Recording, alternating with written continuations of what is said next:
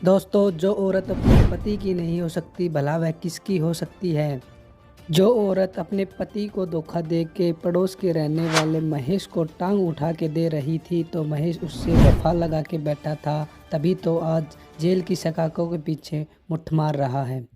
दोस्तों, चढ़ती जवानी और हवस की यह कहानी उत्तर प्रदेश के गाजियाबाद से सामने आई है। यहाँ की रहने वाली 32 साल की सरिता और उसके पड़ोस में रहने वाला 19 साल का महेश को उसकी मस्त जवानी देखकर उसको चढ़ जाया करती थी और वह उसकी लेना चाहता था। हालांकि पड़ोसी होने के उपरांत उन दोनों में अच्छी बातचीत होती थी और वह उसे मजाक में कह देता था, तो वह कहती थी तुम मेरे सामने 1 मिनट भी नहीं रुकोगी। तो महेश कहता था कभी मौका आए तो हम बता देंगे और मार मार के आपको रुला देंगे। तो एक दिन सरिता बोली कि तुम रात को आ जाना, मेरे पति की नाइट ड्यूटी है, फिर पता चलेगा कौन किसको रुलाएगा। का खाना पीना खाकर महेश पड़ोसन के पास पूछ गया। आज तो उसको वह बहुत ही मस्त लग रही थी। उसने एक भी मिनट गवाए, उसके कपड़े उतारे और उसके साथ हम बिस्तर हो गया। तो सरिता बोली ऐसे तो मैं रोज़ करती हूँ। तो बोला रुको ज़रा सब्र करो। महेश ने सरिता को घोड़ी बनाकर पेलना शुरू किया, तो वह समझ गई कि यह तो बहुत मज़ा देता है। जिसके बाद सरिता महेश से अलग अलग पोजीशन में करवाने लगी और महेश ने भी उस पर ताबड़तोड़ एक्सरसाइज करके दिखाई, जिसके कारण वह महेश की दीवानी हो गई। क्योंकि सरिता का पति तो उसके साथ पारंपरिक तरीके से करता था और महेश तो जैसे वह कह रही है वैसे कर रहा है। लिहाजा दोनों ने फुल मज़े लिए और कर कर के तब थक गए तो टांग में टांग डाल के सो गए। दोस्तों, अवैध संबंधों का शुरुआत हो जाती है तो वह लगातार चलती रहती है। महेश को तो विश्वास ही नहीं था कि उसे इतनी कम छोटी उम्र में इतनी बड़ी सफलता मिल जाएगी। इतनी खूबसूरत महिला का टुकाई ऑपरेटर बनने का मौका मिल जाएगा। एक दिन दोपहर में सरिता और महेश इकसठ बासठ कर रहे थे, तभी उसके पड़ोस के कमरे में रहने वाले अंकित ने उसको देख लिया।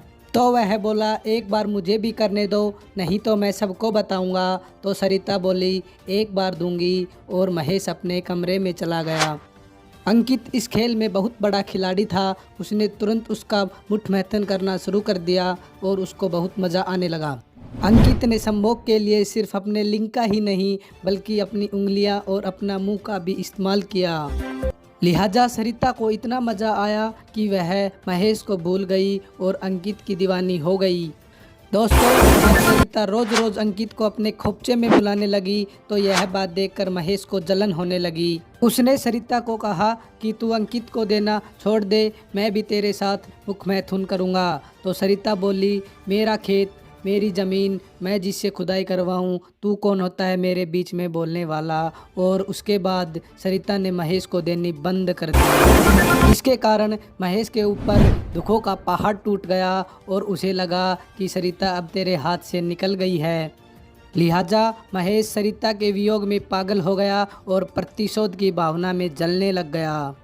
तो एक दिन महेश ने सरिता से कहा मैंने तुम्हारी कितनी बार प्यास बुझाई है, कितना मज़ा दिया है, पूरी जवानी तुम पे लुटा दी, मुझे एक बार करने दो, उसके बाद मैं कभी नहीं लूँगा और जो हुआ सब कुछ भूल जाऊँगा। तो सरिता सोची क्यों न एक बार देने से बला टलती है, तो मैं इसको दे ही देती हूँ। तो उसने बोला अच्छा ठीक है, रात को आ जाना। तो महेश मेडिकल स्टोर पर गया और विगोरा की OMG की गोली लेकर उसके पास पहुंच गया और बिना टाइम गवाए उसके साथ गप्पा गप करना शुरू कर दिया।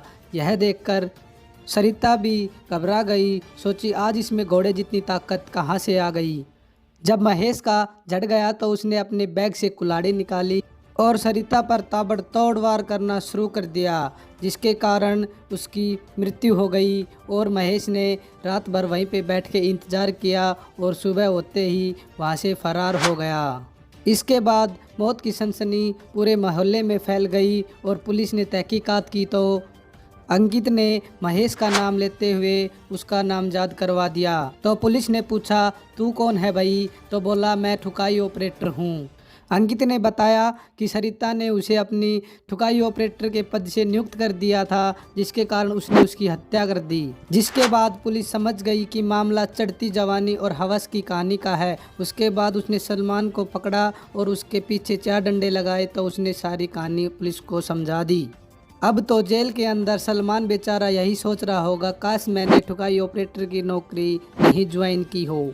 तो दोस्तों, आप सबसे उम्मीद करता हूं कि चढ़ती जवानी और हवस की यह कहानी भली भांति आप समझ गए होंगे। मेरा सभी उन नौजवान भाइयों से हाथ जोड़कर विनती करता हूं कि आप ठुकाई ऑपरेटर मत बनो। अगर कोई मन ही जाता है तो आप नौकर ही बनो, मालिक बनने की कोशिश मत करो, नहीं तो महेश वाला हाल हो सकता है। धन्यवाद।